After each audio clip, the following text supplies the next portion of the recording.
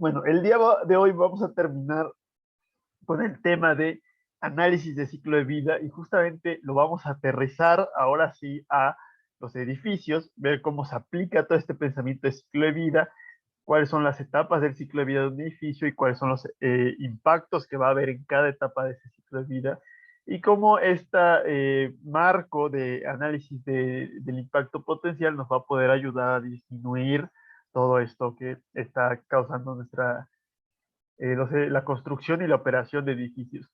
Y vamos a tomar un poco, retomar lo que hemos visto, vamos a conectarlo con el tema anterior que vimos como la mitad del semestre, que era diseño bioclimático.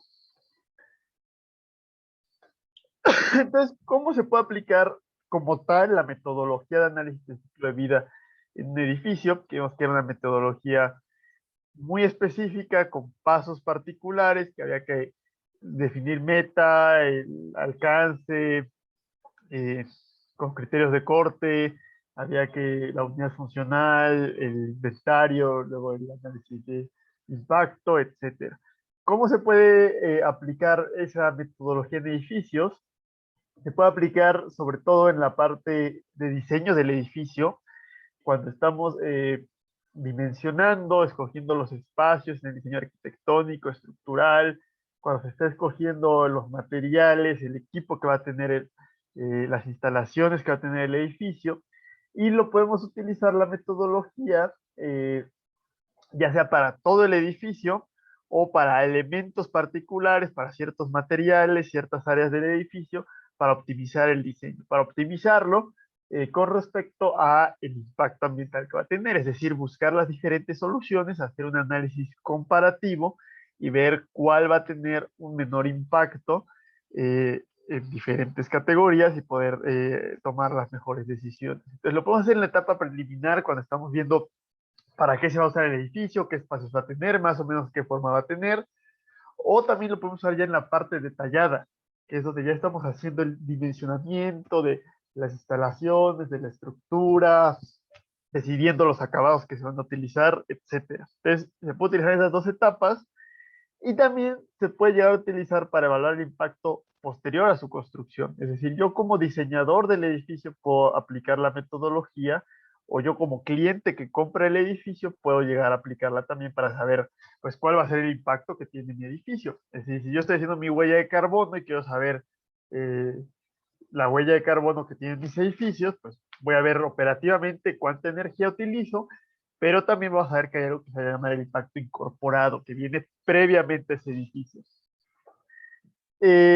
Entonces, pues, como les digo, con eso podemos ver diferentes alternativas, podemos tomar categorías particulares de impacto, como podría ser la huella de carbono o la huella hídrica, y también seleccionar alguna etapa específica, como el fin de ciclo de vida, la operación, la construcción, etcétera.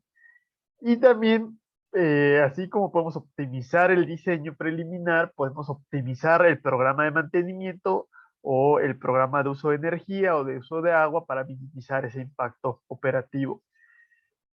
Lo que va a ser muy importante va a ser el final del ciclo de vida del edificio. Muchas veces no se considera y el tener este pensamiento de ciclo de vida nos va a poder permitir no ignorarlo y ver que puede ser considerable ese final del ciclo de vida. Y esto del retorno económico y ambiental de una tecnología verde es lo que han ustedes hecho en muchas, o visto en muchas de sus lecturas, donde yo les podía leer sobre una propuesta de solución sustentable, como por ejemplo las eh,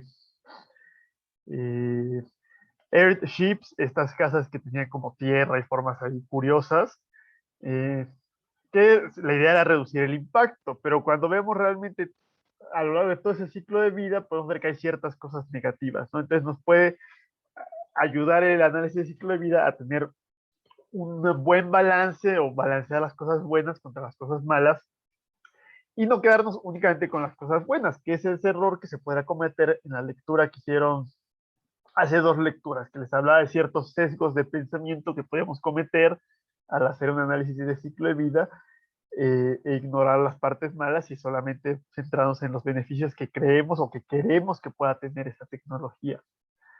Y la idea es que pues Pues sí, muchas veces nos quedamos con ese pensamiento que el análisis de ciclo de vida solamente es para productos, y con productos se me ocurre una camisa, un celular, etcétera. Pero en realidad el edificio como tal es un producto. No lo solemos ver nosotros como ingenieros civiles así, porque lo solemos ver más como un servicio, porque nosotros principalmente nos dedicamos a la construcción y la construcción es un servicio. Pero una vez que está construido ese edificio se tiene que vender y ese es un producto. Entonces yo puedo analizar el análisis de ciclo de vida de ese producto o del sistema que va alrededor de eso, que va a incluir el servicio de la construcción. Y de hecho, pues sobre todo los que se dediquen a la parte de construcción, eh, si les va bien y los que se pongan vivos, pues van a poder crear una constructora y se puede ganar mucho dinero y ojalá puedan implementar varias de estas medidas de sustentabilidad, pero realmente el negocio no solamente está en construir edificios, sino está en construir edificios y venderlos. Ahí es donde se pueden multiplicar mucho las ganancias. Entonces, no solamente se trata de tener una constructora, sino además tener una inmobiliaria. Y la inmobiliaria es la que se dedica a vender el producto que es el edificio. ¿Qué complicaciones va a tener el análisis de ciclo de vida que hace que no sea tan fácil aplicarlo, como podemos decir, para un celular? Si es para un celular, si sabemos que para un celular puede ser bastante complicado porque la frontera del sistema es complicado, puede ser muy amplio, es demasiada información, es algo iterativo, etcétera.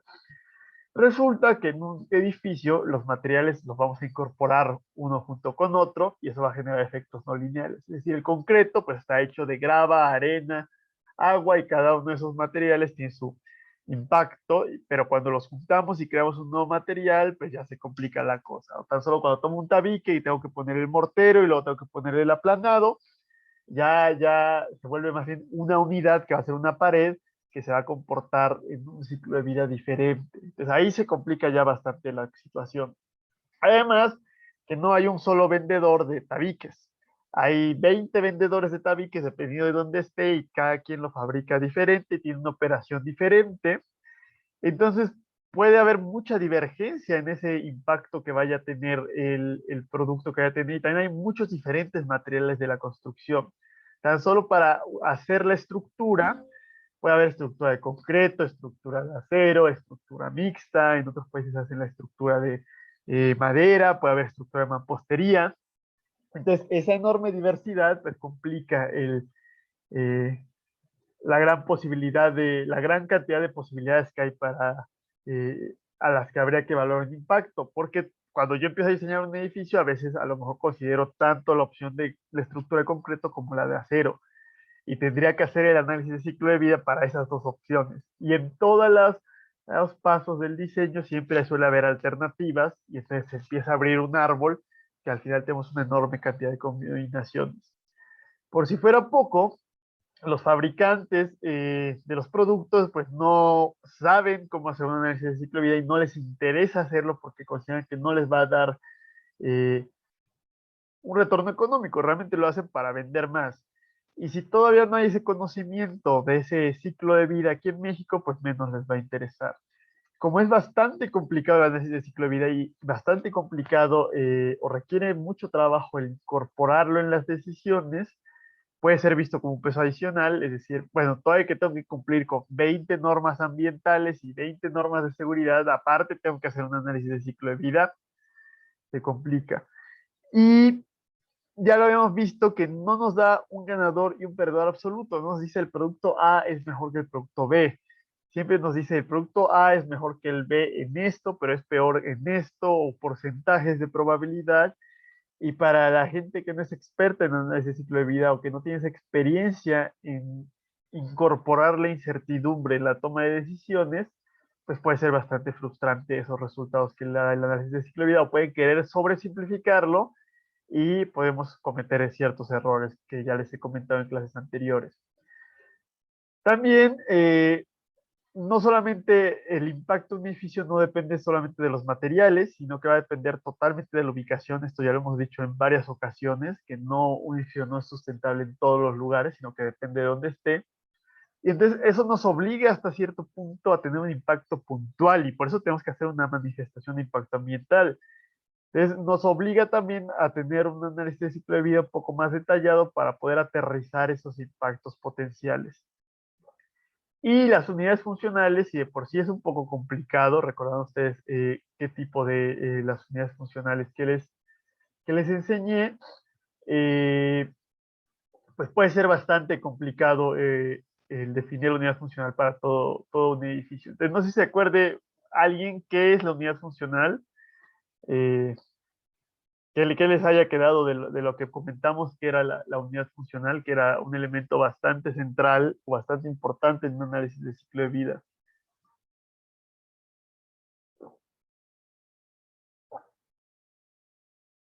Alguien que me quiera decir que entiende por la unidad funcional.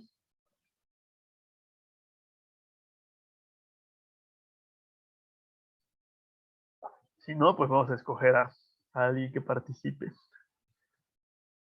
Eh, a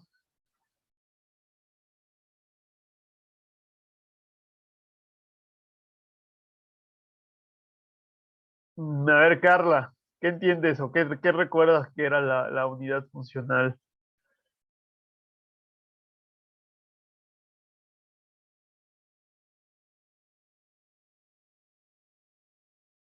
No, creo que no está. A ver, eh, alguien levantó la mano. Ah, ¿quién levantó la mano? No, no puedo ver. Yo, bueno, de lo que recuerdo es que era nuestra unidad de estudio. Por ejemplo, había dicho que, no sé, para la leche tal vez podría ser litros o, no sé, sí, nuestra unidad de estudio algo similar a lo que hacemos con los precios unitarios. Ándale, exactamente. Gracias. Es como un precio unitario. Es como, por ejemplo, para la leche, lo que queremos estudiar podría ser el empaque, pero queremos ver qué función cumple ese empaque. Entonces, pues, así, cuántos litros de leche va a transportar o almacenar ese empaque. Entonces podemos ver pues, el empaque que almacene 500 mililitros. Puede ser 2 empaques, 20 empaques, medio empaque. Todo hay que escalarlo con respecto a esa unidad funcional. Si recuerdan, para ciertas cosas como focos, habría que agregarle la dimensión de tiempo. Y pues para un edificio, ¿cuál es la función de un edificio? Un edificio puede tener 20, 30 funciones diferentes y puede cambiar su función en el tiempo. Entonces es muy difícil definir una unidad funcional para todo un edificio. Entonces, gracias Ángel, sí, es muy buena comparación con los precios unitarios. De hecho, vamos a hablar de esa conexión con los precios unitarios ahorita un poco más adelante. Y puede ser difícilmente cuantificable ciertas categorías de impacto. Entonces, también no sé si recuerdan en la clase que vieron por video, hubo una diapositiva donde les hablé de las categorías de impacto que era difícil de cuantificar. Entonces, no sé si alguien recuerde alguna de esas categorías de impacto, que me la puedan mencionar.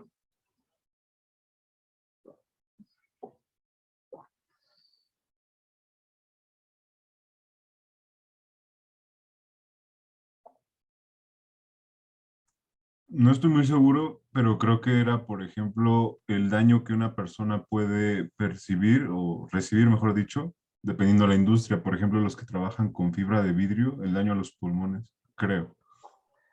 Sí, ese es un impacto importante, pero más bien eso era algo, ese era como el impacto en salud dentro de lo que llamamos la tecnosfera, como el ambiente laboral, y ese más bien es algo que no se considera en un análisis de ciclo de vida. Eso dijimos que tiene que verse en otro análisis de impacto que sea el de riesgos laborales. Eh, a ver, aquí alguien está, salud humana o agotamiento de recursos. Ah, ok, sí, sí, yo mencionaba uno de salud humana, pero era algo un poco más sutil, que era, por ejemplo, el incremento en las concentraciones de fondo de mercurio, pues iba a afectar poco a poco nuestra salud, pero no es lo mismo que el estar trabajando y estar respirando el mercurio. O el agotamiento de recursos, ese sí es un impacto bastante directo, bastante cuantificable, que era con la escasez. Un impacto importante que no era fácil de cuantificar era, por ejemplo, el de las muertes que podía generar, por ejemplo, un tipo de generación eléctrica, o el impacto a la biodiversidad. Y ese impacto a la biodiversidad no sé, Tonatiuh, si tú consideras que un edificio, por ejemplo, un hotel que se construya en la Riviera Maya va a tener un impacto importante o no en la biodiversidad.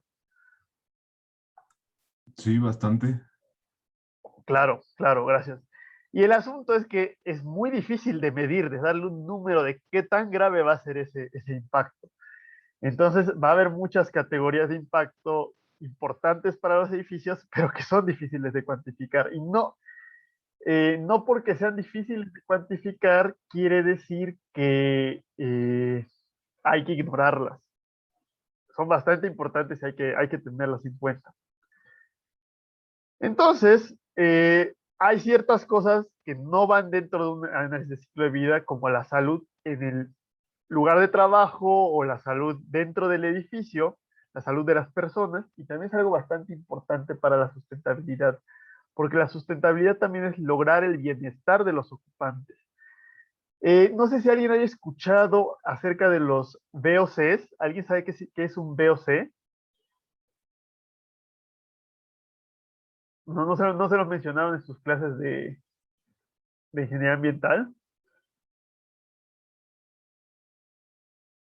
Bueno, un VOC es en inglés es Volatile Organic Compound, compuesto orgánico volátil, que es pues simplemente compuestos orgánicos complejos que se liberan, son volátiles porque están flotando en el aire.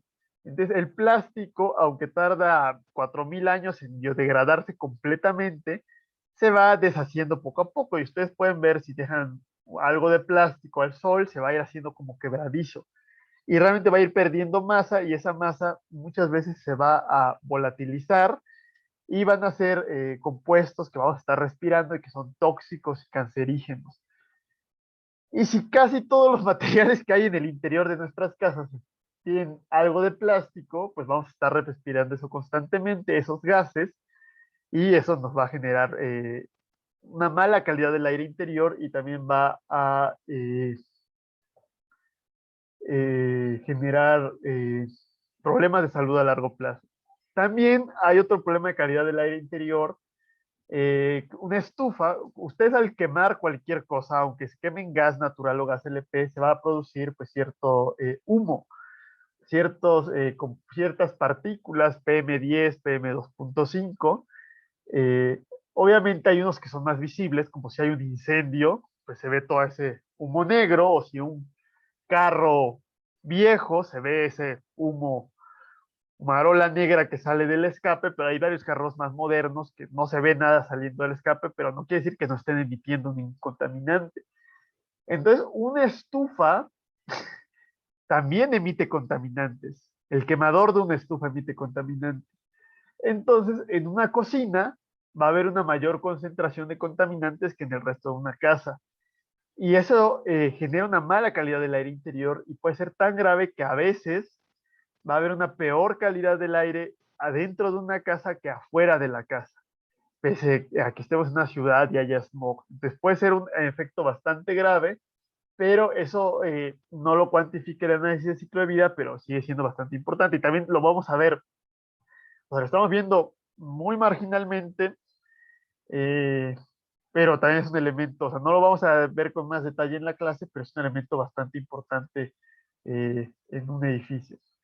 Por otro lado, el desarrollo urbano, ya eso sí lo hemos hablado acerca de la resiliencia urbana, un desarrollo urbano sustentable y que un edificio pueda aportar esa resiliencia urbana, puede promover que la gente, que haya peatones que utilicen bicicleta, disminuir ese impacto a los servicios públicos, etcétera.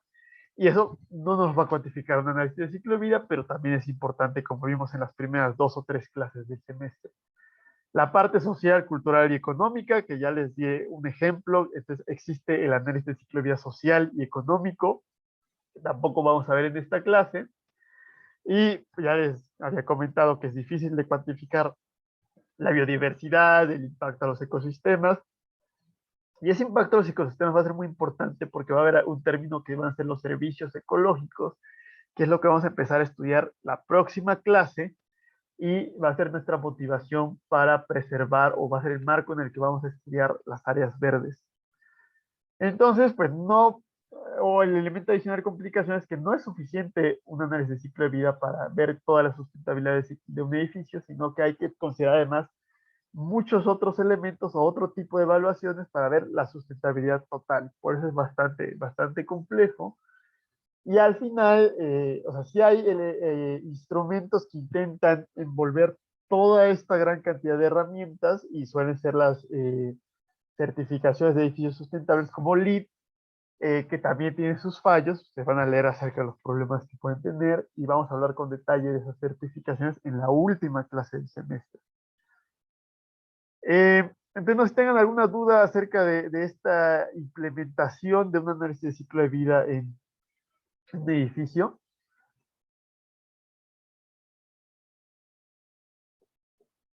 Y si no, vamos a entrar ahora sí a las etapas del ciclo de vida de un edificio. Entonces, un edificio suele tener 3 etapas. Entonces, quiero que me digan cuáles son cuáles consideran ustedes que son esas 3 etapas que va a tener un edificio, que son muy parecidas a las que ya mencionamos, las etapas de un producto, y también ya les he ido mencionando las diferentes etapas del ciclo de vida de un edificio.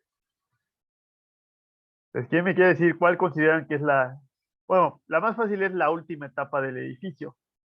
¿Cuál sería esa última etapa? O sea, ¿qué pasa al final del ciclo de vida de un edificio? Demoler. Demoler. O sea, bueno, vamos a ver que hay varias opciones, pero esa parte de demolición se llama la disposición final.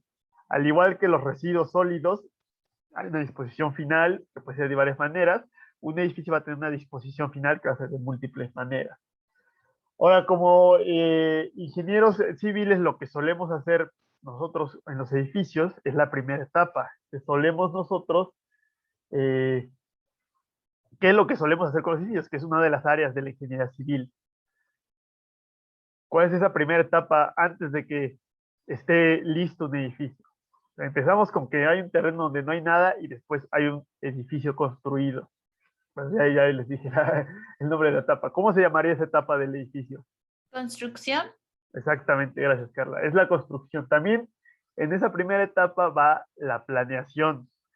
Justamente llevan ustedes una materia que se llama planeación y les habla de esas primeras etapas. Y la etapa intermedia, ¿cómo creen que se llame?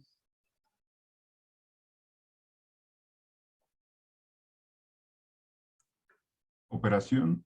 Sí, Operación. sí, gracias todo tío, gracias Isis, creo. Sí, ¿verdad? Es la operación del edificio. Entonces, cuando yo estoy ocupando un edificio, lo estoy administrando y lo estoy operando. Que también es un buen negocio el ser administradores de edificios. Y sobre todo con edificios más complicados como los grandes rascacielos, como los que hay en Reforma, pues ya necesita un sistema de control automático bastante complejo y ya tiene su ciencia el operar un edificio, ¿no? Entonces, cada una de esas etapas va a tener un impacto importante. Por lo general, únicamente nos acordamos o nos importa la etapa de la operación y por eso decimos, bueno, ahorra electricidad, ahorra agua, etcétera. Pero no nos damos cuenta que al comprar un edificio, al comprar una casa, ya esa casa trae un impacto anterior, ya esa casa utilizó varios miles de metros cúbicos de agua, varios cientos miles de kilowatts hora, ya emitió varias toneladas de dióxido de carbono y todo eso se emitió en la etapa de construcción. Y no solamente en la propia construcción, sino que el propio material, es decir, cada tabique, cada metro cúbico de concreto, tiene un impacto asociado. Va a tener una cierta emisión, un cierto uso de agua. Ya se acuerdan que en la clase de huella hídrica les puse una gráfica de la huella hídrica de diferentes materiales de la construcción. Entonces, pues, no solamente puedo ahorrar agua en un edificio siendo más racional, teniendo muebles hidrosanitarios ahorradores, sino utilizando materiales que hayan tenido una huella hídrica menor. ¿Ah? Entonces, ese impacto que ya viene de entrada con un edificio se le va a llamar el impacto incorporado y suele estar oculto. Solemos no conocerlo o no considerarlo. Entonces, este pensamiento de ciclo de vida nos ayuda a sacarlo a la luz. Entonces, va a ser ese impacto de los materiales, que requieren agua, energía y generan emisiones, pero también el proceso constructivo es altamente contaminante por la maquinaria, por la erosión, etcétera. Ahorita lo mencionamos con más detalle. Y pues justamente, y es triste que una de las industrias más contaminantes y destructoras del medio ambiente en todo el mundo es la industria de la construcción. Solamente nos gana la industria minera y bueno, realmente hay mucha relación entre la construcción y la minería. Y bueno, es premio de consolación decir que la minería es peor que la construcción, ¿no? Entonces sí es un poco irónico que nosotros que estamos buscando cómo disminuir ese impacto a través de la ingeniería ambiental, pues también somos responsables de un alto porcentaje del impacto que está teniendo la humanidad en el planeta. De hecho, parte de la lectura de esta clase va a ser ciertos impactos ocultos, como el impacto de los bancos de materiales, que aunque en esa lectura les vaya a hablar de la arena de río, en México solemos tener una mayor disponibilidad de materiales porque hay muchos cerros, pero no crean que no utilizamos también en ocasiones arena de río y los impactos que nos va a mencionar esa lectura. Y también por ahí va a haber una lectura opcional que no se las puse como obligatoria porque es un poco más larga, pero es bastante interesante, que habla del impacto general de la industria de la construcción y no solamente ambiental, sino de la parte de la corrupción, de la falta de gobernabilidad, violencia, etcétera, que va asociada a la construcción. Es un poco triste esa lectura, pero bueno, no hay que ignorar todos esos problemas que trae esa industria en la que estamos metidos y al conocerlos, pues podemos intentar mejorarlos. Entonces, ese impacto incorporado realmente corresponde a la primera etapa que habíamos dicho en el análisis de ciclo de vida, que era el cradle to gate, o sea, desde que sacamos las materias primas hasta justo antes de empezar a utilizarlo. Va a haber otro parte asociada a eso incorporado, que se va a llamar el carbono almacenado. Entonces, quiero que pongan por favor atención en esto, porque es importante que quede clara la diferencia entre el impacto incorporado y el carbono almacenado. El impacto incorporado se refiere a que yo al mover tierra con la maquinaria voy a quemar diésel y voy a emitir gases de efecto invernadero a la atmósfera. Estoy aumentando la concentración de gases de efecto invernadero en la atmósfera. El concreto, el cemento en su fabricación emite CO2 y va a aumentar la cantidad de gases de efecto invernadero en la atmósfera. Pero también hay una posibilidad que en la construcción absorbamos gases de efecto invernadero en la atmósfera. Si yo, la madera o los textiles naturales están hechos básicamente de dióxido de carbono, puesto de cierta estructura, o sea, es decir, la planta absorbe el dióxido de carbono y lo convierte en madera, ¿no? Entonces, la materia prima de la madera es el dióxido de carbono. Entonces, cuando una planta está creciendo, un árbol va creciendo, va absorbiendo dióxido de carbono y va retirándolo de la atmósfera y lo va almacenando en esa madera. Entonces, si yo corto esa madera y hago un mueble, ese mueble realmente absorbió dióxido de carbono, quitó dióxido de carbono de la atmósfera. No el mueble como tal, pero sí el árbol que existía con anterioridad. Entonces, si yo manejo ese bosque de manera sustentable, es decir, me aseguro que no esté talando más árboles de los que crecen para que no haya una deforestación neta, entonces, pues por cada árbol que yo corte para hacer un mueble, va a crecer otro árbol. Y esos árboles continuamente van a estar absorbiendo dióxido de carbono.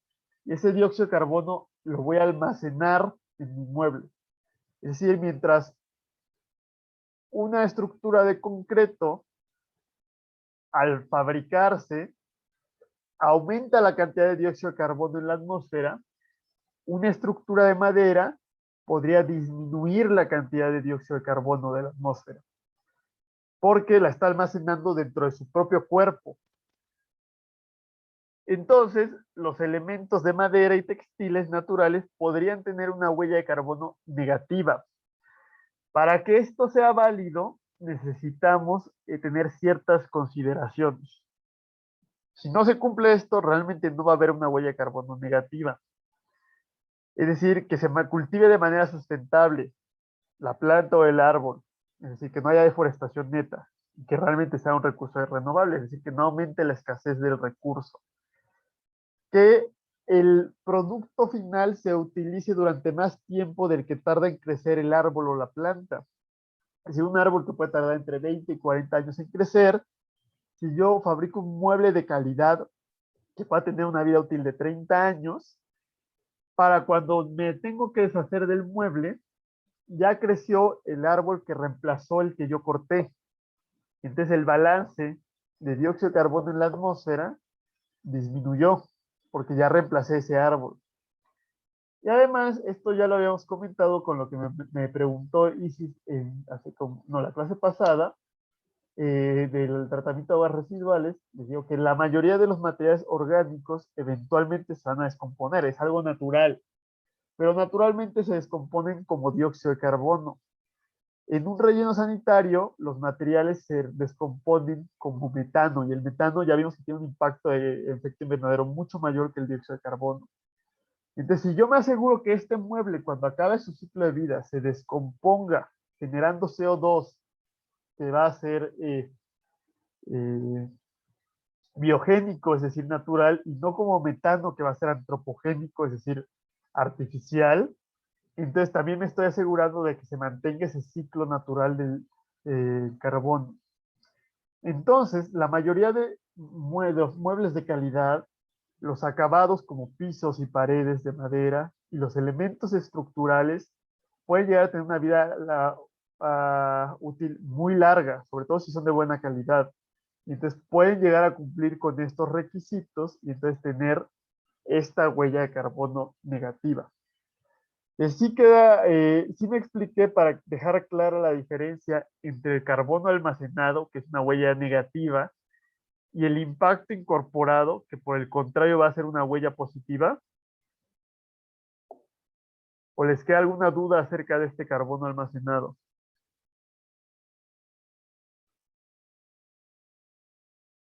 No, bueno, es importante, pero espero que sí. Más les vale que sí les haya quedado claro si no están preguntando. Entonces, una forma de disminuir el impacto de un edificio, pues es almacenar carbono dentro del edificio.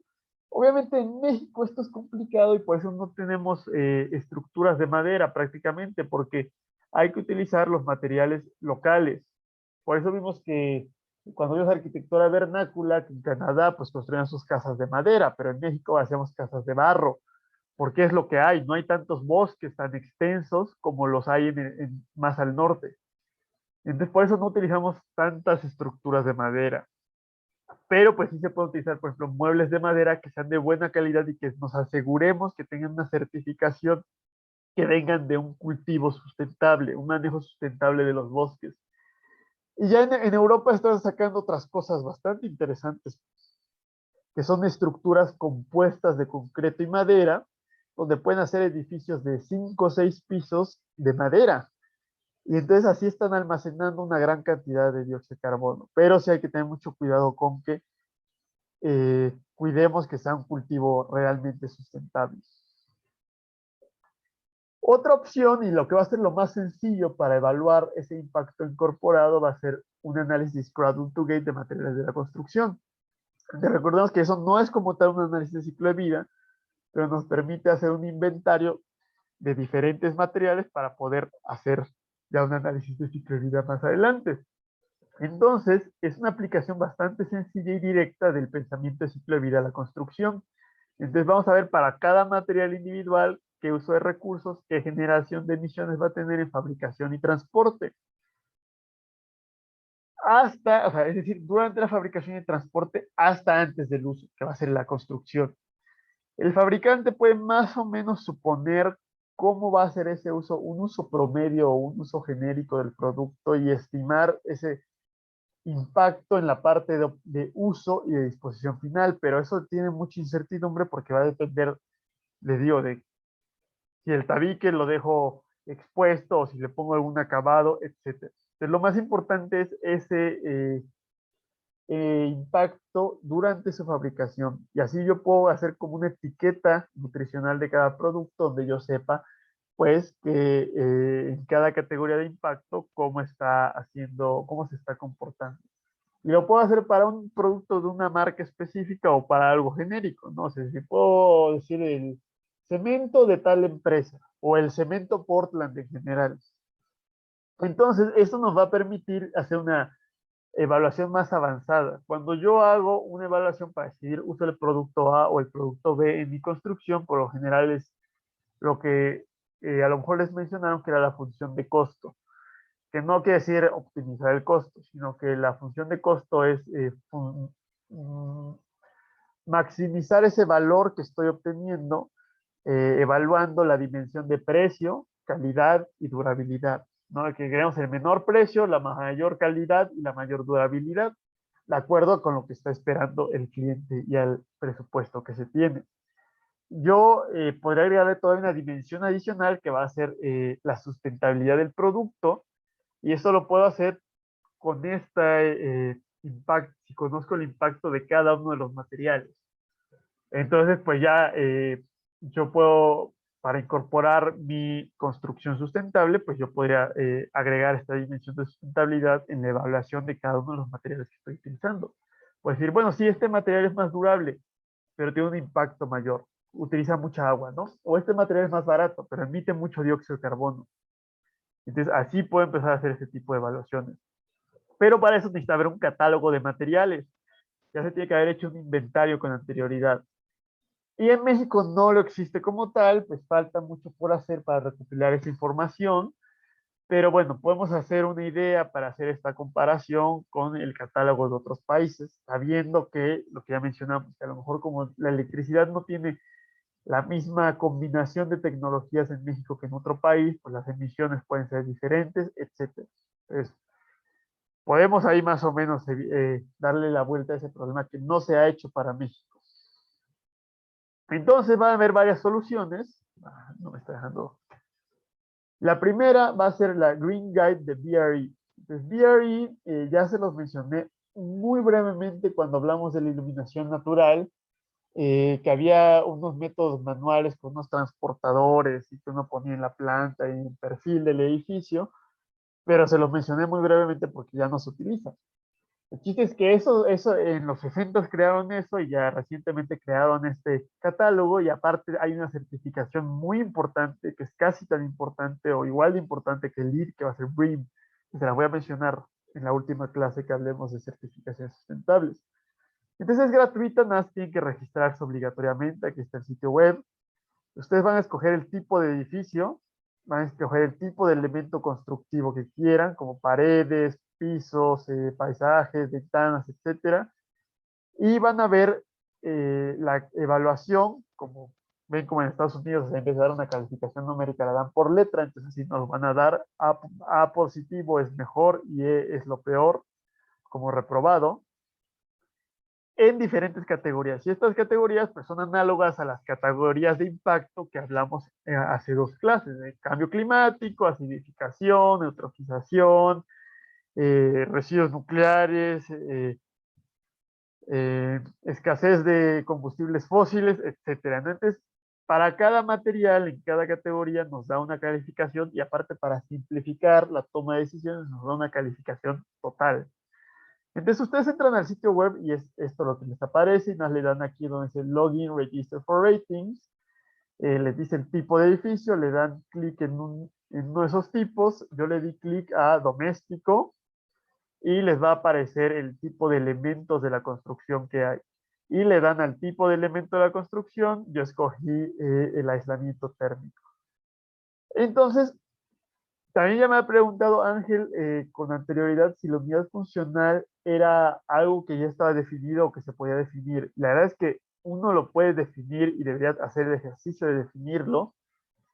Si estuviéramos en una clase de análisis de ciclo de vida, o si fuera parte más grande del temario, yo les hubiera dejado una tarea donde les hubiera puesto a definir las unidades funcionales para diferentes tipos de productos. Pero como ya los he torturado lo suficiente con las series, no tiene sentido ponerles a hacer un ejercicio que sí es un poco complicado el imaginarse cómo puede ser, cómo uno puede definir la función en términos de ciertas unidades. Entonces, aquí ya nos dice para el tipo de producto la unidad funcional que van a utilizar. Entonces, para el aislamiento, 1 metro cuadrado de aislamiento de suficiente espesor para dar cierta resistencia térmica, eh, que para la mayoría de los aislantes pues, se refiere a este espesor, ¿no? Incluyendo 60 años de vida útil y todo el mantenimiento que vaya a tener ese producto.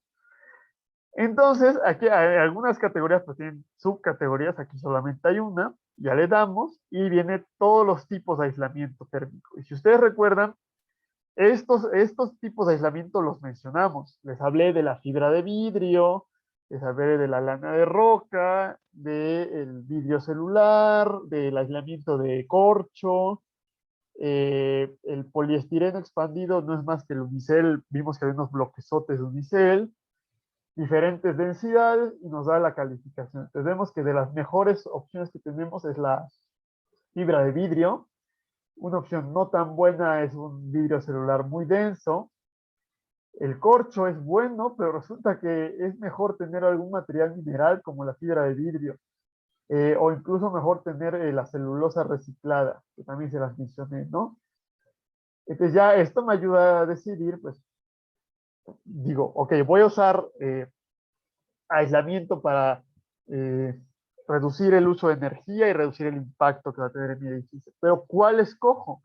Veo, ya les dije, costo, durabilidad, disponibilidad en el mercado y me puedo ir a esta opción y también de las 3 opciones que tenga, pues escoger la que tenga el menor impacto ambiental, que va a ser la que mejor calificación va a tener. Ya puedo incorporar eso a la toma de decisiones de manera práctica y directa.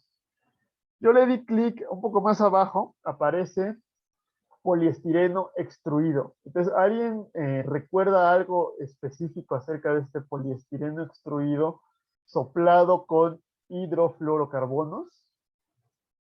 De hecho, tuve una lectura, entonces no sé si alguien recuerde qué decía la lectura acerca de este material de aislamiento.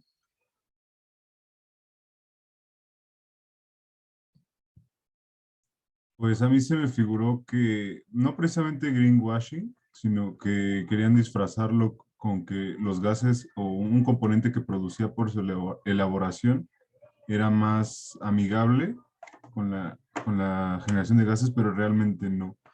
Y era porque no se tenía tan estudiado, según yo, ese componente. No sé si a eso se refiere. Sí, sí, más o menos es eso. Gracias, Tonatio. La idea es que se tiene que soplar, se tiene que inflar para que sea poroso y para inflarlo se utiliza algo que se llaman los HFCs. Y esos HFCs son gases que se utilizaron como reemplazo de los clorofluorocarbonos que afectaban la capa de ozono, pero resulta que tienen un potencial de impacto de efecto invernadero enorme, de 20.000, una cosa así. Entonces, pues ya no estamos destruyendo la capa de ozono, pero estamos destruyendo el planeta al calentar lo demás. Entonces, cuando uno veía nada más el uso del poliestireno extruido, pues era bueno porque aislaba y te reducíamos el uso de energía, y te reducíamos el uso de combustibles fósiles para generar electricidad o para calentar una casa. Pero cuando estudiamos el ciclo de vida y vemos la fabricación, vemos que el impacto de la fabricación es altísimo. Entonces, los gases de efecto invernadero emitidos en la fabricación son mayores a los que yo me voy a ahorrar durante el uso del producto debido al aislamiento. Entonces, el balance total de ese aislamiento era negativo, de esta tecnología en particular. No estoy hablando del aislamiento en general, sino del aislamiento de poliestireno extruido. Entonces, que de hecho en los ejercicios de las series les habla de una marca en particular y de un producto específico y de hecho está fabricado con este material, ¿no? Se está intentando mejorar la sustentabilidad de esto, ¿no? La idea es sustituir este gas por otro que tenga un menor impacto, que es la enmienda de Kigali que también mencionaba en la lectura. Entonces, si nos vamos simplemente a evaluar el uso de agua, dicen, pues es bastante bueno, ¿no? Utiliza poca agua, utiliza pocos recursos, es poco tóxico para los humanos y para los peces, se puede reciclar fácilmente, no genera eutrofización, pues está excelente, ¿no? Ya la armamos, es muy sustentable el producto. Pero cuando nos vamos al cambio climático, ya el impacto en el ozono y la ecotoxicidad de los animales, vemos que se comporta bastante mal. Entonces, por eso, si yo simplemente viera la huella hídrica de este producto, pues es la mejor decisión. Pero cuando tomo en cuenta todo, vemos que ya no es tan bueno. Y resulta que a lo mejor podrían compensarse este impacto con este impacto y darnos una calificación no tan mala, pero hasta que son tan graves estos impactos que la calificación total es reprobatoria. Entonces, pues sí, si ven, hay otros aislantes que tienen A más, A, B, C a lo mejor, pero este se va hasta la E, que es la peor calificación posible. Entonces, pues si me hubiera ido por este aislante sin considerar esta parte del impacto del material, pues, estaría cometiendo un error importante, que sería esa idea del greenwashing que nos está mencionando Donatiuh. Esa es una posibilidad, ¿no? De utilizar esta base de datos que es del Reino Unido, pero bueno, más o menos. Muchos de estos productos son importados. Bueno, este producto sí se fabrica, este se fabrica aquí en México y se está empezando a utilizar en algunos desarrollos sociales de interés social, pero bueno, habría que usar a lo mejor otro tipo de aislante, ¿no? Para realmente disminuir el impacto. Hay otro que va a ser del Living Future Institute. El Living Future Institute crea un tipo de certificación que se llama Living Building Challenge, que es como, supongo que la mayoría habrán escuchado la certificación LEED, que es la más usual, es la más sencilla. Hay controversias de que realmente los edificios con certificación LEED no son más sustentables que los edificios sin certificación, pero bueno,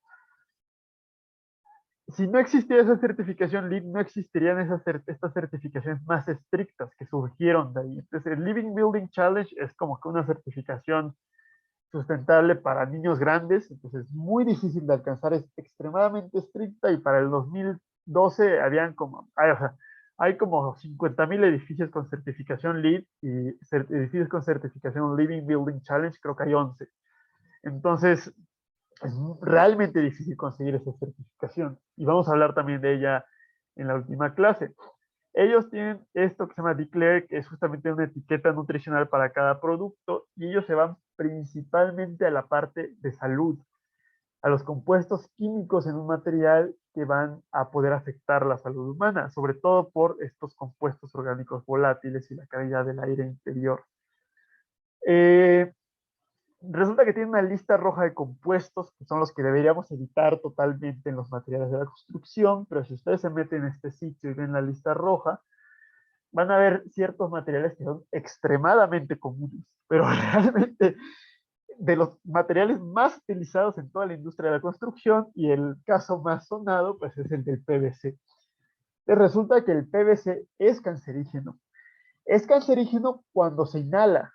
Entonces, si ustedes recuerdan, en la secundaria siempre había algún niño que por alguna razón le gustaba agarrar plástico y quemarlo, y el plástico quemado huele horrible, pero a esa persona siempre le gustaba, como que le gustaba el olor. Entonces es malo el plástico quemado, pero el PVC quemado es verdaderamente malo. Es tan malo y es de esos como productos que sabemos que es verdaderamente cancerígeno. Entonces, es un problema muy grave en las fábricas de PVC, donde la gente que es un riesgo laboral, que no va en análisis de ciclo de vida, no va en manifestación de impacto ambiental, sino que es un riesgo laboral. Y entonces la gente que trabaja fabricando CFE, pues tiene tasas de incidencia de cáncer pulmonar, pues bastante más altas que el promedio de la población. Cuando el PVC no se está quemando, entonces cuando tengo yo un producto de PVC que lo estoy tocando, ahí es mucho más incierto el impacto que pueda tener en nuestra salud. Entonces, ahí la controversia, ustedes recordarán, en algunos años que sonó mucho, pero siempre sigue existiendo, ¿no? Que dicen, bueno, es que no deberías reutilizar las botellas de PET de agua porque se empieza a diluir, por así decirlo, el plástico dentro del agua y entonces te estás tomando esos microplásticos y puede afectar tu salud. La respuesta que se da es que realmente la cantidad de microplásticos que va a haber en esa agua, la concentración es ya ni de partículas por trillones, casi de partículas por cuatrillones, entonces el impacto es mínimo. Y ya prácticamente, o sea, incluso el agua en el río y en los mares ya tienen microplásticos, y los peces que nos comemos tienen microplásticos. El asunto es que a lo mejor por tomarme una vez agua de una botella de PET reutilizada, pues no afecta tanto. Pero si durante 60 años estoy tomando de botellas de PET, podría acumularse el impacto o podría no acumularse. Eso es lo que no sabemos. Es lo mismo si estoy conduciendo el agua potable en tuberías de PET, a lo mejor el agua que me tome directamente va a tener una cantidad de PET, perdón, de PVC disuelto muy pequeña. Pero de 60 años de tomar agua que pasa por tuberías de PVC, no podría aumentar mi riesgo de cáncer. Ahora, ¿qué tan grave es eso comparado con el que me va a dar cáncer por comer embutidos, por comer cáncer? Ya habríamos hablado por el agua radiactiva que liberaron en Fukushima, por todos los conservadores que utilizamos en los alimentos, eh, por toda la radiación de los celulares, de los microondas, bla, bla, bla, bla, bla, ¿no? Entonces, si es algo significativo, quién sabe. Entonces, por eso hay mucha incertidumbre, pero como este instituto se va por el lado de la precaución, lo ponen dentro de la lista roja. Además, hay muy pocas alternativas para su uso. En tuberías de agua potable sí hay varias alternativas, incluso de plásticos, como el tubo plus, eh, pero en las tuberías sanitarias sí está más complicado. Perdón. Para las tuberías sanitarias en casas, es prácticamente la única posibilidad que hay.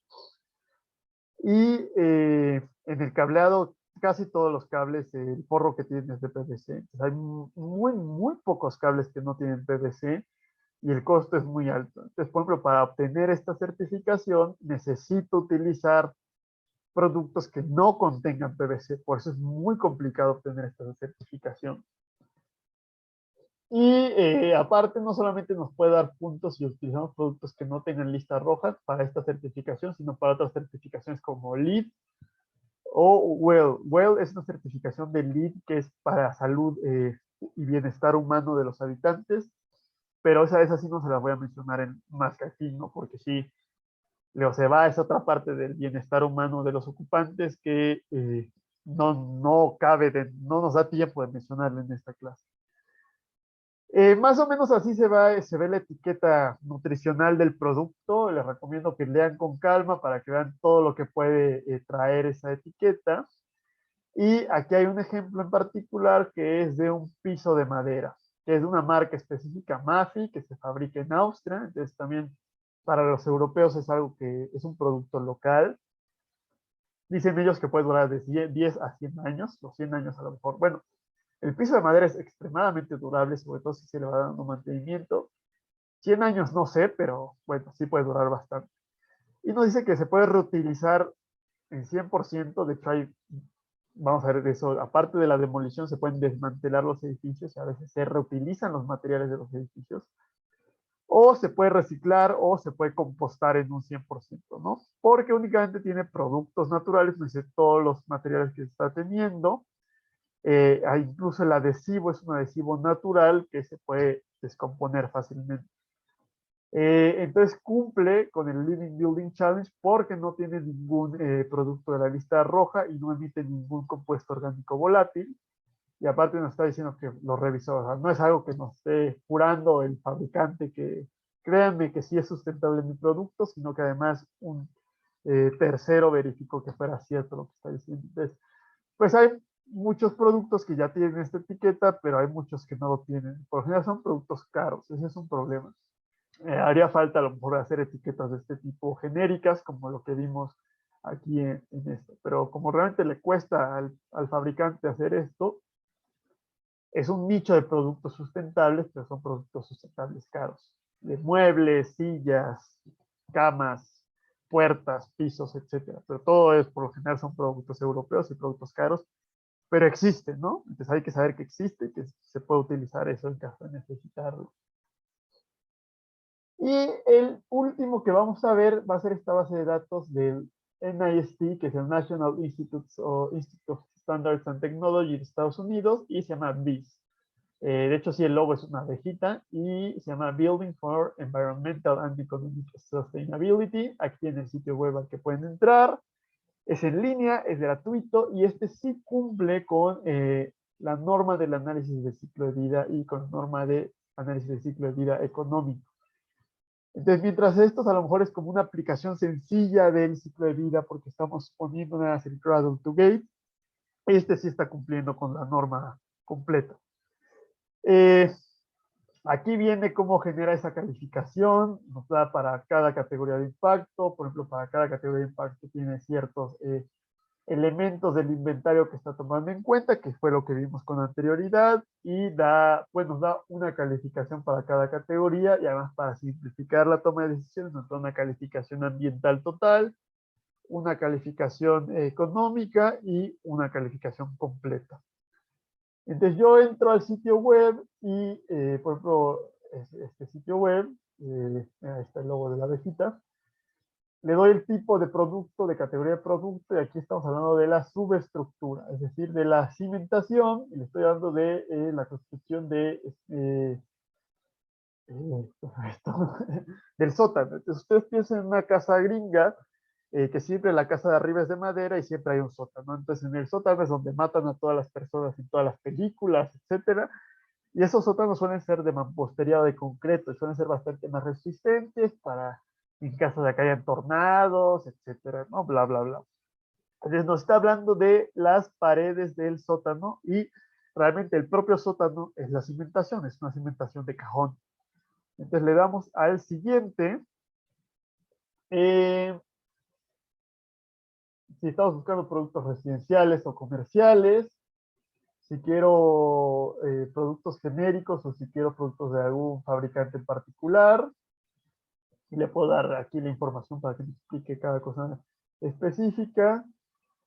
Le damos siguiente, qué tipo de metodología del impacto estoy utilizando, y aquí me están dando varias metodologías porque si ustedes recuerdan, no había unas categorías de impacto específicas que había que considerar.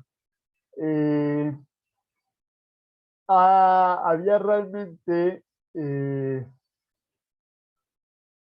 una serie de...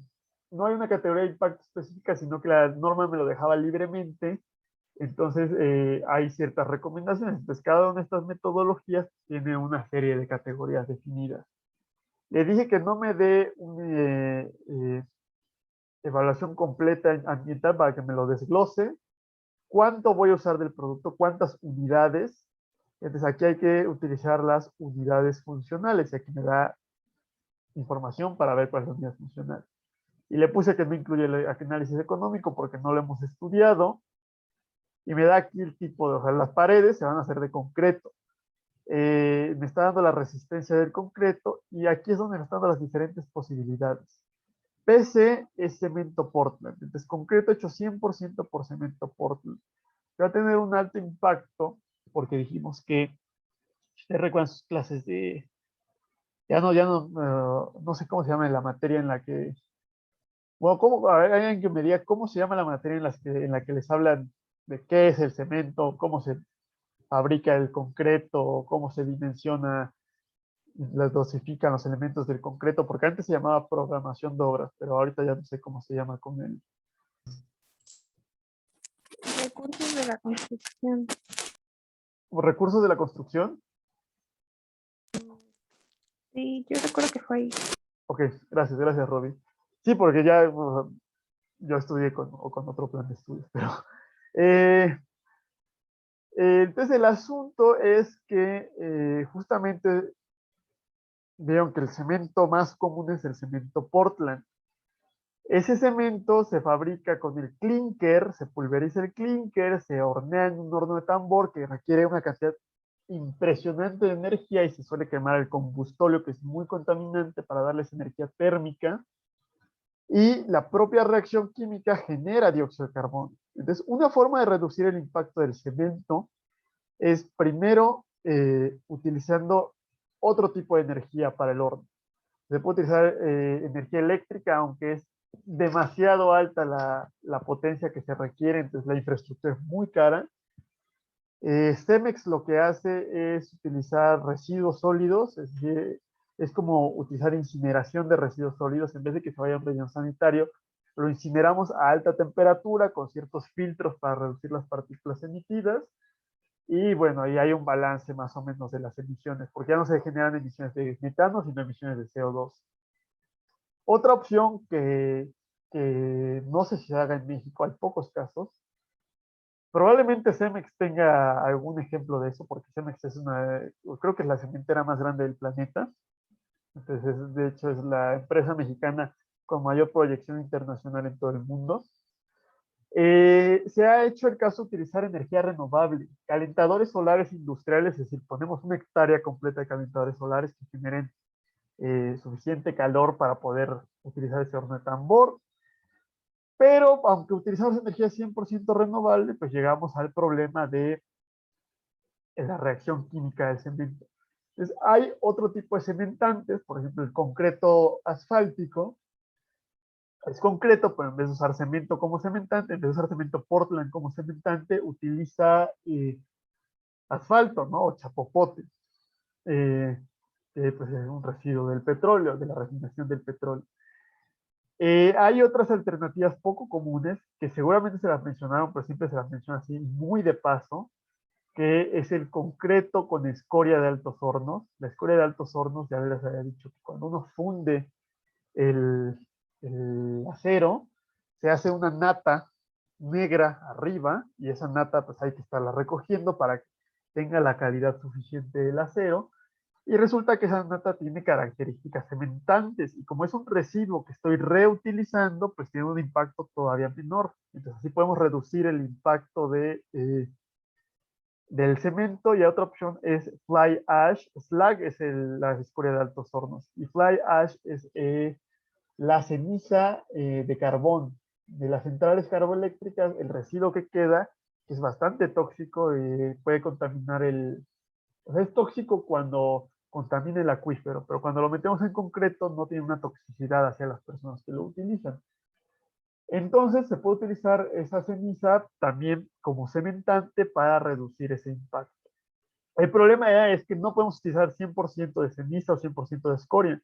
Siempre hay que tener una cantidad de cemento Portland. Después nos está hablando diferentes porcentajes, a lo mejor 40% de ceniza y 60% de cemento Portland, o 50% de escoria de altos hornos y 50% de cemento Portland. Y así ya logramos reducir todavía más ese impacto que tiene nuestra, eh, nuestro cemento, y todavía va a haber algo que no voy a poder reducir porque siempre tengo que utilizar una parte de cemento Portland.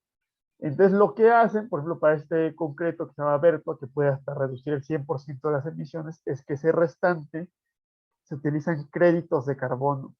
Entonces, digo, no puedo evitar esa emisión, pero lo que hago es planto un bosque, y ese bosque va a absorber la cantidad de carbono equivalente a lo que yo voy a emitir.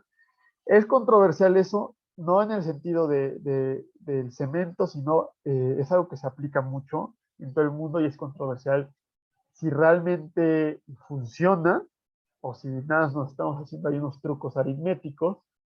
Pero bueno, es la forma en la que se puede llegar a reducir todavía más el impacto del concreto, que es un material que necesitamos utilizar, ¿no? Entonces nosotros ya escogemos cuál queremos, o podemos darle varios para que los compare. Aquí hay uno en particular que es el que tiene 100% de cemento Portland, y me da las diferentes categorías, el diferente impacto en las diferentes etapas de uso, fabricación, transporte, y el total para a lo largo de toda la vida útil. Y para todo un edificio, supongo que le puedo dar cuánto concreto voy a usar en todo el edificio y en toda la vida útil del edificio. Y también me da el análisis sectorial que vimos en hace dos clases, donde yo puedo ver en qué etapa del ciclo de vida es cuando mayor es el impacto. Si fuera muy grande el del transporte, pues puedo decir, utilizo un transporte más sustentable y reduzco el impacto. Aquí el problema es que el mayor impacto es en las materias primas, en el cemento como tal. Entonces, por eso, pues sí hay que buscar reducir lo más que se pueda el impacto de ese cemento para que el concreto tenga un menor impacto. Este es el de gases de efecto invernadero. Por eso el cemento sale muy alto. Si yo le diera uso de agua, en la fabricación es donde saldría un mayor impacto porque el concreto requiere mucha agua para fabricarse. Entonces, no sé si tengan alguna duda acerca de estas bases de datos que ustedes pueden llegar a utilizar ya de manera práctica y directa, incluso aunque no se dediquen a esta parte ambiental, pues es un buen elemento para apoyar en la toma de decisiones, ¿no? ¿Alguna duda? ¿No? Bueno. Ya dijimos que una parte del impacto incorporado era ese impacto de los materiales y otra va a ser del impacto del proceso constructivo. Que aquí se facilita más las unidades funcionales porque simplemente puedo convertir fácilmente el rendimiento de maquinaria en un cierto impacto, porque si ustedes recuerdan también con sus generadores de obra, ¿no? Antes decíamos de, bueno, para una pared, pues comparo con mis generadores, con mis precios unitarios, requiero tantas cuadrillas, o decir, para, no sé, para compactar el piso, ¿no? Necesito tanta cuadrilla durante tanto tiempo, necesito tantos materiales y necesito utilizar pues cierta maquinaria durante ciertas horas. Y después me voy al rendimiento de maquinaria y esa maquinaria durante ciertas horas va a requerir pues tanto diésel, tanto lubricante y un porcentaje que corresponde al desgaste de las llantas, por ejemplo, ¿no? Entonces ya con eso yo tengo el uso de los combustibles fósiles y puedo convertirlo directamente en un impacto. Entonces, claro que todavía falta, o sea, sería más fácil si yo, así como tengo tablas de precios unitarios, pudiera tener tablas de la conversión de precio unitario a una unidad funcional y a un impacto, ¿no? O que el propio programa como el Neodata, pues ya le diera mis generadores, mis precios unitarios y aparte me diera cuál es el impacto asociado a esto, ¿no? Todavía hay trabajo por realizar en ese sentido. Y el principal impacto va a ser la maquinaria. A mí, no sé, cuando yo llevé movimiento de tierras me sorprendió la cantidad de cientos de litros que resultaban de diésel que se necesitaban con uno de esos cálculos del rendimiento de la maquinaria, muchísimo diésel, una cantidad también de litros de lubricante que no se compara con el uso de combustible que tiene un automóvil, porque por lo general estos motores son poco eficientes, son bastante contaminantes, se ve el humo negro saliendo de la maquinaria, pero bueno, podemos obtener ese impacto operativo. Y en el proceso constructivo van a haber otros impactos que son los complicados de medir, pero no hay que ignorarlos, como la afectación a la flora y fauna, al hacer pues el despalme, el desmonte, también vamos a incrementar la erosión y la sedimentación en donde no queremos. De hecho, en otros lugares del mundo, sobre todo cuando estamos construyendo en un lugar con pendientes, se exige que en los límites de la construcción se pongan unas tablas que estén evitando que todo ese sedimento que se está transportando se vaya a otro lado y genere problemas, sino que se quede dentro de la misma obra hasta que cubramos toda esa tierra desnuda que dejamos. Es algo sencillo, pero como no se exige aquí en México, pues nadie lo hace. Igual al tener expuesto el suelo, pues vamos a afectar el agua subterránea, todo el lubricante que esté tirando, todo el aceite que esté tirando la maquinaria, va a afectar y va a contaminar el agua subterránea y también el manejo de los residuos, el ruido que también es un impacto importante.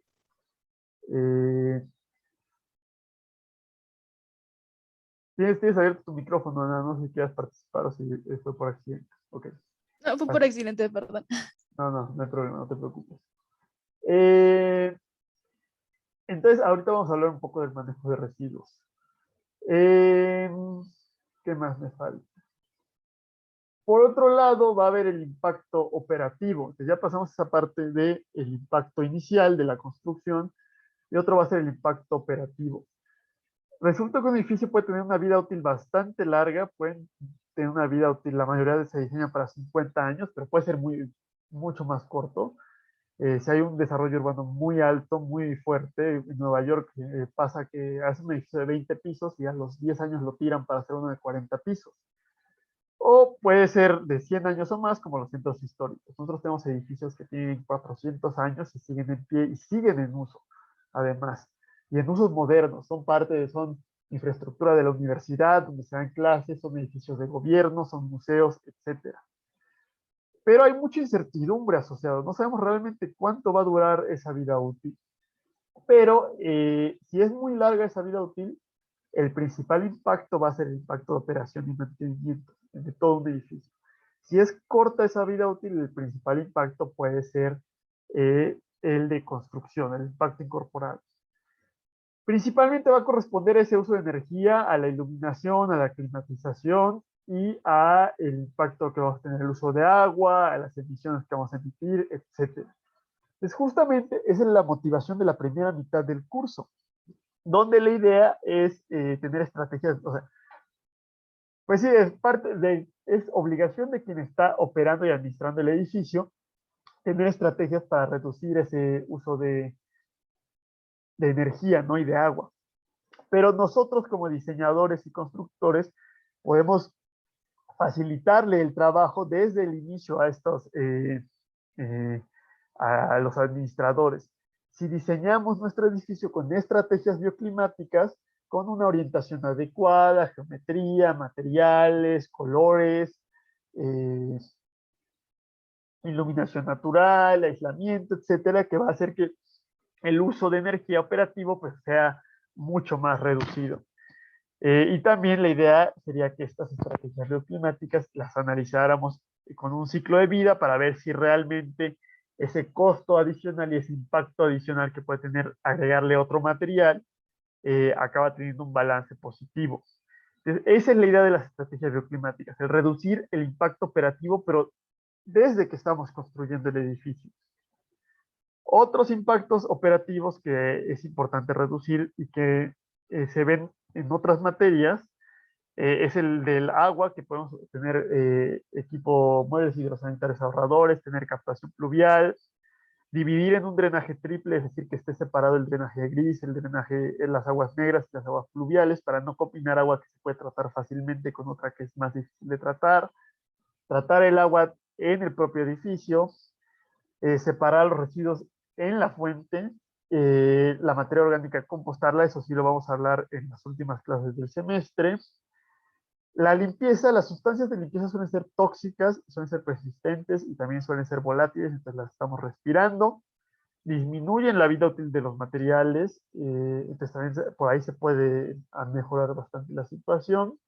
Y si se le da mantenimiento adecuado a los materiales, pues se alarga la vida útil de esto. Y otros elementos que ya hemos mencionado que son importantes, pero saben un poco del alcance de este curso, es la salud humana, la calidad del aire interior y el estrés de los habitantes, su calidad de vida. Ya dijimos que la duración total del periodo operativo va a afectar el impacto de operación, de ocupación. Por ejemplo, un carro en Estados Unidos se suele utilizar 5 años, mientras en Europa el promedio de uso va a ser 10 años. Así como ustedes vieron en evaluación de proyectos o también en costos, pues hay costos fijos y costos variables. Entonces, el costo variable, pues depende de cuántos productos hago y el costo fijo es constante. Entonces, entre más produzco, más se diluye ese costo fijo. Entonces, es lo mismo para este impacto inicial de construcción. Entonces, un carro tiene un impacto al construirse y entre más tiempo lo utilice, pues sí, ese impacto operativo pues, va a ser constante, pero el impacto inicial de construcción o de fabricación se va a ir diluyendo en más tiempo. Entonces, entre más tiempo utilice un producto, entre más alargue el uso de ese producto, menor va a ser su impacto total y más preponderante se va a volver el impacto operativo. Por eso es la idea de ir en contra de la obsolescencia programada. Entonces, ese impacto de ocupación pues va a ser el impacto total, es decir, el de todas las etapas, que va a corresponder a cada ocupante por unidad de tiempo, es decir, por persona por año. Entonces, entre más alargamos el tiempo, pues más grande se hace este denominador y menor se vuelve el impacto total de ocupación. El problema es que yo diseño mi edificio para un uso y lo vendo, pero no sé realmente a lo largo de los 50 años quién va a utilizar el edificio, qué uso le van a dar, cómo lo van a modificar, si realmente se va a utilizar 50 años, porque a lo mejor en 50 años yo estoy muerto, si a lo mejor no lo van a usar 30 años o si se va a acabar utilizando 200 años. Entonces, el impacto operativo es muy complicado. Solamente puedo estimar cuál va a ser ese impacto operativo por unidad de tiempo al inicio de la operación y proyectar, si se mantiene constante, pues más o menos cómo va a ser el impacto total del edificio. Pero puede cambiar mucho esto y yo no tengo manera de controlarlo ni de saberlo, ¿no? No hay ni cómo estimar esto realmente. Entonces, ¿cómo puedo hacer edificios que sean a prueba del futuro, que realmente sean resilientes y puedan seguir siendo vigentes o teniendo un impacto operativo disminuido a lo largo de los años? Entonces, lo primero es tener en cuenta la última fase que va a ser la disposición final. No olvidarla y también ese pensamiento de ciclo de vida nos va a ayudar a tener en cuenta ese final del ciclo de vida. Entonces, nuestro mayor enemigo va a ser la naturaleza. Va a estar destruyendo constantemente todo lo que construimos y con el mantenimiento estamos combatiendo continuamente contra ese embate de la naturaleza, pero siempre acaba ganando. O sea, no hay manera de ganarle a la naturaleza y la gran mayoría o casi la totalidad de los edificios van a acabar su vida útil. A lo mejor tengo un edificio muy bien construido, pero un evento catastrófico como un huracán con un tiempo de retorno que era de cientos de miles de años, viene y lo destruye. O los ciclos naturales de las zonas urbanas, hay lugares que se desarrollan mucho y luego se caen en el olvido, hay decadencia, que es lo que se llama el urban blight, y el edificio se daña lo suficiente como para que ya no lo podamos restaurar y tengamos que tirarlo. Densificar, es decir, si habían casas unifamiliares y aumenta la densidad, que dijimos que podía ser bueno porque era más eficiente transportar los servicios siempre y cuando no fuera una densidad extremadamente alta. Entonces, pues tiro la casa de un piso y construyo un edificio de 5 pisos, ¿no? O si el edificio se construyó con un material que sabíamos que es muy peligroso, como con asbesto, y pues hay que desmantelarlo totalmente para construir otra cosa. No se puede utilizar. A lo mejor en un futuro nos damos cuenta que sí es muy delicado el uso del PVC y tenemos que desmantelar todo lo que hicimos con PVC, ¿no? Entonces, hasta las grandes pirámides hechas para durar miles de millones de años, según sus constructores, pues acabaron teniendo un enorme deterioro, ¿no? O sea, las que vemos ahorita pues están restauradas, pero cuando las descubrieron estaban en este estado. O pues hay muchas zonas urbanas que acaban viéndose así porque se acaban abandonando los edificios y esto ya está tan dañada la estructura que lo más sencillo es tirar esto y construir otra cosa. Entonces, todos los edificios van a acabar llegando a un final de vida útil. ¿Qué opciones hay? Ya nos dijo Tonatiuh que la opción más común es la demolición. La demolición simplemente es destruir el edificio, agarrar y tirarlo a pedazos, usando maquinaria pesada. Y el problema es que el resultado, que es lo que le llamamos cascajo, va a ser un residuo mixto. Va a tener vidrio, va a tener concreto, va a tener ladrillo, va a tener madera, todo mezclado. Entonces, separarlo es prácticamente imposible y es poco lo que se puede hacer con el cascajo. Entonces, la mayoría se debería mandar a un relleno sanitario. E incluso en los países desarrollados es lo que se hace. No se puede hacer otra cosa con el cascajo. El problema en México es que realmente un porcentaje muy bajo se va a rellenos sanitarios y la gran mayoría se tira ilegalmente en zonas naturales o peor, se utiliza como material de relleno, ¿no? Que es bastante malo para la estabilidad de los suelos.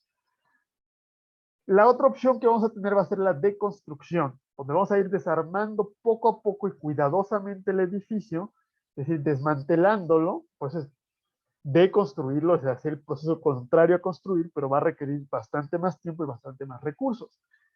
Entonces, a menos que nos obliguen, pues pocas empresas tienen la motivación para hacerlo. Y en México, que el gobierno es quien se encarga de hacer las demoliciones, pues como no tiene ningún beneficio, pues no hacen esta construcción, aunque el beneficio sería ambiental y social. Entonces, sería interesante que existiera una norma para hacer esto. Y como estoy separando concreto, yeso, madera, vidrio, ya está separado desde la fuente y puedo reutilizarlo. El vidrio se recicla, la madera y plástico se puede incinerar y generar energía, el ladrillo se puede pulverizar y utilizarse como agregado para pistas de ejercicio, para caminos. El concreto Creo que ya los llevan a ustedes continuamente o hacen una visita a la planta de reciclado de concreto, y si no, vean si tienen la oportunidad de conocerla, que está por el Reclusorio Oriente. Se pulveriza y se puede utilizar como agregado para hacer nuevo concreto. El asunto es que este concreto tiene que ser de baja resistencia. O sea, no vamos a hacer una columna de un edificio de 5 pisos con concreto reciclado, pero sí puede hacer un pavimento para peatones, o sea, como para una banqueta, una barda, etcétera, con ese concreto, y reciclar ese material. Si tenemos una planta de concreto en la Ciudad de México, aunque está subutilizada, hay una norma que se supone nos obliga a utilizar materiales reciclados, pero pues nadie le hace caso. Se supone ya se actualizó la norma y ahora sí va a tener mayores requisitos para que estemos utilizando ese concreto reciclado y se genere un mercado y se disminuya esos tiraderos ilegales, o se revalorice ese material. Y también esta norma obliga a que en el proceso constructivo se tenga un plan de manejo de residuos. Eh, entonces ya el residuo total enviado a un relleno sanitario va a ser bastante menor. Entonces, por eso es mejor la deconstrucción que la demolición. Sigue habiendo algo que se vaya a mandar al relleno sanitario, pero ya es un porcentaje, es un 10% de lo que mandarían. Pero el verdadero cierre de ese ciclo de vida, la mejor opción del final de ciclo de vida va a ser el reuso, que no es un fin de ciclo de vida como tal porque continúa, pero bueno, o sea, es el fin de una etapa del ciclo de vida. Entonces, ahí es donde estamos realmente creando una economía circular. En vez de demoler o desmantelar edificios, los estamos reutilizando continuamente. Y el reuso no necesariamente tiene que ser lo mismo. A lo mejor se construyó un edificio para hacer una casa y después se utiliza como una oficina. O era una bodega y después se convierte en una plaza comercial. Cuando en Europa hay iglesias que son centros culturales, teatros, restaurantes. Entonces la idea o la pregunta es cómo diseñar ese tipo de edificios que puedan perdurar. Eh, Ahorita vamos a ver eso. Y el asunto es que hay que hacerlo con mucho cuidado porque fácilmente lleva a la gentrificación. La renovación de esos barrios, hay que tener en cuenta esa sustentabilidad social que ya mencionamos en las primeras clases. Entonces, un ejemplo es en Taiwán, en la capital, en Taipei, donde vemos edificios bastante modernos, bueno, no tan modernos, esto se ve que tiene como 20 años, ¿no?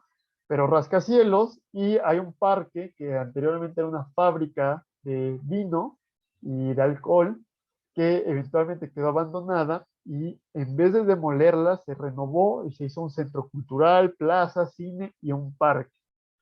Y este otro ejemplo es el Frontón México, que está por el Monumento a la Revolución, en una esquina. Estuvo varias décadas abandonado, tenían un problema legal, había quien lo quería tirar, había quien quería restaurarlo, y en la actualidad ya está pintado, ya está bonito, es un hotel, es eh, una tienda, tiene también para eventos, y creo que hasta a veces siguen jugando Highlight, ¿no? El Frontón. Entonces quiero que alguien me diga por qué característica de este edificio creen que haya hecho que valiera la pena restaurarlo y reutilizarlo en vez de tirarlo y construir un edificio de 40 pisos como los que hay ahí en el Monumento a la Revolución. ¿Qué creen que tenga este edificio que haya hecho que valga la pena no tirarlo? Tal vez puede irse más como en el sentido o sea, de no el edificio, sino el lugar en donde se encuentra. O sea, y por eso aprovechar la zona, el espacio y todo. Pero te digo, ahí en el Monumento a la Revolución, ahí, si ustedes han ido, en todas las esquinas hay edificios muy altos. Más o menos va por ahí. La idea es, gracias Brandon, la idea es que esto tiene un valor arquitectónico. Representa un momento histórico de un movimiento artístico y también pues un edificio bonito. Por eso vale la pena preservarlo. Hace poco quisieron tirar el, el Poliforum Siqueiros y para hacer una mega plaza y no lo hicieron porque era algo que valía la pena artísticamente. Entonces resulta que podemos tomar, o sea, ni siquiera pensando en todas estas tecnologías sustentables y todo el diseño bioclimático, una muy buena estrategia de diseño sustentable es haciendo edificios que valgan la pena, edificios que sean atractivos para que a la gente pues, no quiera tirarlos o que eventualmente tengan un valor para el INAH, etcétera. Si hubiera hecho un bloquecito de concreto, un cubito, dentro de 50 años, pues nadie se va a lamentar cuando lo tiremos y hagamos esta otra cosa. Esto, que es Art Deco, pues vale la pena conservarlo y por eso se le dio un uso nuevo.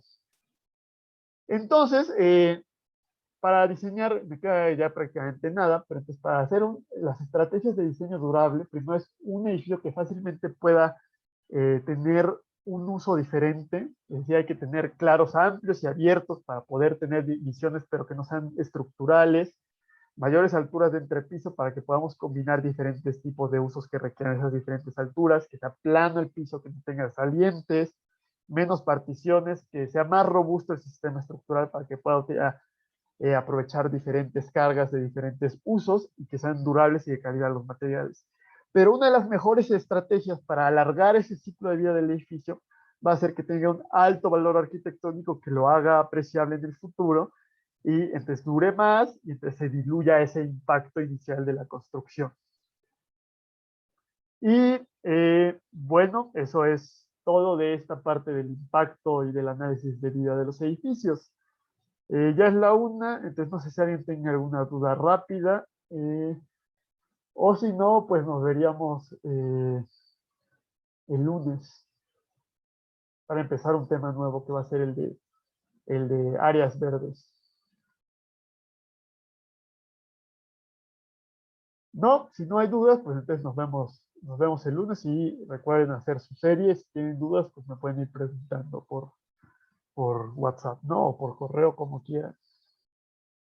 Ok, gracias, profesor. Hasta luego. Hasta luego, gracias a ustedes. Gracias, profesor. Hasta luego. Gracias, hasta Gracias, luego. profesor. Hasta luego, ingeniero. Hasta luego, Brandon.